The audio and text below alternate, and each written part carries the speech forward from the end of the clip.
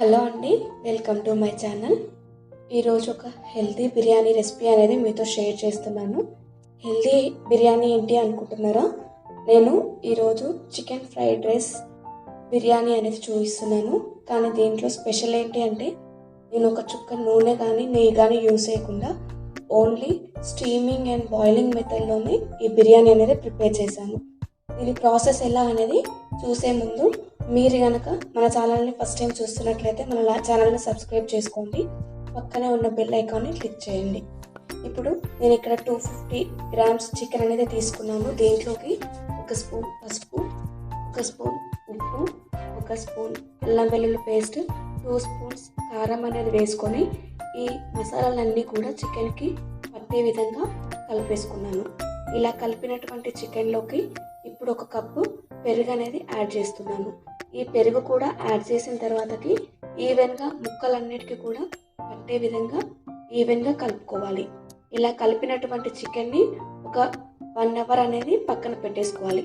ఇలా మ్యారినేట్ చేయడం వల్ల మనము దీంట్లో కలిపినటువంటి మసాలాలన్నీ కూడా చికెన్కి పట్టి మనం బాయిల్ చేసుకునేటప్పుడు టేస్ట్ అనేది చాలా బాగా వస్తుంది. ఇప్పుడు దీన్ని తీసి పక్కన పెట్టుకున్న తర్వాతకి రైస్ కోసం 1 కప్పు బాస్మతి రైస్, నేను ఇక్కడ 1.5 కప్పు బాస్మతి రైస్ అనేది తీసుకున్నాను. రైస్ అనేది వాష్ చేసుకున్న తర్వాతకి ఒక 2 కప్స్ వాటర్ వేసుకొని నానబెట్టుకోవాలి. దీన్ని కూడా ఒక 1 అవర్ అనేది పక్కన నానబెట్టేసుకోవాలి. ఇప్పుడు 1 అవర్ తర్వాతకి మనం మ్యారినేట్ చేసుకున్నటువంటి చికెన్ని ఇలా ప్యాన్లో వేసుకున్న తర్వాతకి మనం మీడియం ఫ్లేమ్లో కుక్ చేసుకోవాలి. మీరు ఇక్కడ అబ్జర్వ్ చేసినట్లయితే చికెన్ నుండి కొంత ఆయిల్ అనేది బయటికి రిలీజ్ చేస్తూ ఉంటుంది.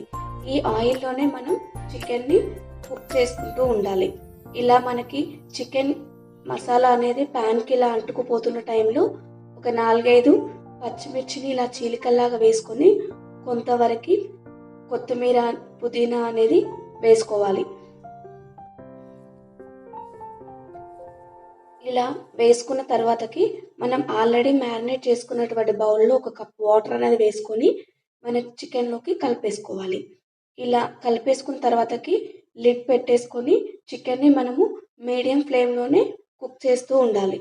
మీరు ఇక్కడ అబ్జర్వ్ చేసినట్లయితే మ్యాక్సిమం చికెన్ అనేది చాలా వరకు ఆయిల్ అనేది రిలీజ్ చేసి ఉన్న టైంలో ఇప్పుడు ఒక 2 టేబుల్ స్పూన్స్ ఎండు కొబ్బరి పొడి అనేది నేను ఇక్కడ యాడ్ చేస్తున్నాను. దీనివల్ల మనకి చికెన్కి ఒక మంచి టేస్ట్ వస్తుంది. నెక్స్ట్ ఎండు కొబ్బరిలో ఉన్నటువంటి ఆయిల్ కూడా కొంతవరకు మనకి చికెన్కి పట్టడం వల్ల టేస్ట్ అనేది చాలా బాగా వస్తుంది.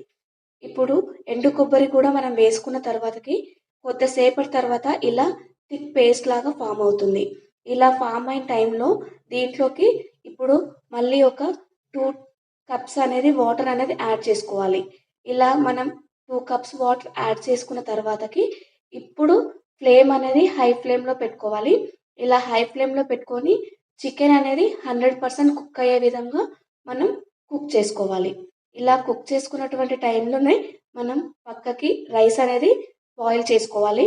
మనం రైస్ బాయిల్ చేసుకున్న టైంలోనే దీంట్లోకి కొంచెం బగారాకు, సాజీరా,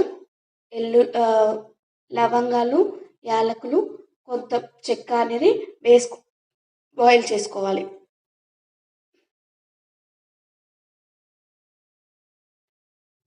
చికెన్ కూడా ఆల్మోస్ట్ మనకి ఇక్కడ హై ఫ్లేమ్లో కుక్ అవుతున్నప్పుడు కూడా ఆయిల్ అనేది ఇలా పైన తేలుతూ ఉంటుంది. ఇలా ఈ వాటర్ అంతా కూడా దగ్గర పడేంతసేపటి వరకు మనము ఇలా చికెన్ని కుక్ చేసుకోవాలి. ఇలా కుక్ అవుతున్న టైంలోనే ఒకసారి మీరు రైస్ని చూసినట్లయితే రైస్ కూడా ఆల్మోస్ట్ మనకి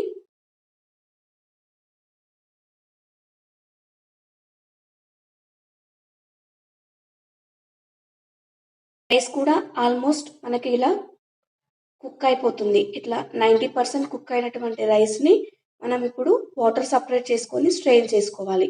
ఇలా స్ట్రెయిన్ చేసుకున్నటువంటి రైస్ని పక్కన పెట్టేసుకోవాలి. ఇప్పుడు చికెన్ని చూసినట్లయితే చికెన్ కూడా వాటర్ అంతా తగ్గిపోయి మనకి ఇలా థిక్ పేస్ట్ లాగా ఫామ్ అవుతుంది. ఇలా ఫామ్ అయినటువంటి టైంలోనే మనం స్టవ్ అనేది ఆఫ్ చేసుకోవాలి. ఇలా ఆఫ్ చేసుకున్న తర్వాతకి మనం పక్కకు తీసి పెట్టుకున్నటువంటి బాస్మతి రైస్ని దీనిపైన ఒక థిక్ లేయర్ లాగా వేసుకోవాలి. ఇలా థిక్ లేయర్ లాగా వేసుకున్న తర్వాతకి గార్నిషింగ్ కోసం అని చెప్పి దీనిపైన కట్ చేసుకున్నటువంటి కొత్తిమీరని ఇలా పరుచుకోవాలి. ఇలా వేసుకున్న తర్వాతకి మనం దీన్ని లిడ్ తోటి క్లోజ్ చేసుకొని స్టీమ్ చేసుకోవాలి. మనకి ఇక్కడ చికెన్ అనేది నెక్స్ట్ రైస్ కూడా చాలా వరకు కుక్ అయిపోయింది కాబట్టి ఓన్లీ ఒక 5 మినిట్స్ అనేది ఇలా మనం స్టీమ్ చేసుకోవాలి. ఆ టైంలో లిడ్ అనేది క్లోజ్ చేసుకోవాలి. ఇలా ఆవిరి అనేది బయటికి రాకుండా క్లోజ్ చేసుకొని ఒక 5 మినిట్స్ తర్వాతకి మీరు సర్వ్ చేసుకోవచ్చు.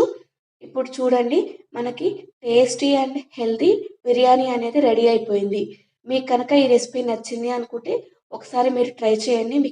మీకు ఎలా వచ్చింది అనేది నాతో కామెంట్లో షేర్ చేసుకోండి. అలానే మన ఛానల్ని సబ్స్క్రైబ్ చేసుకోండి.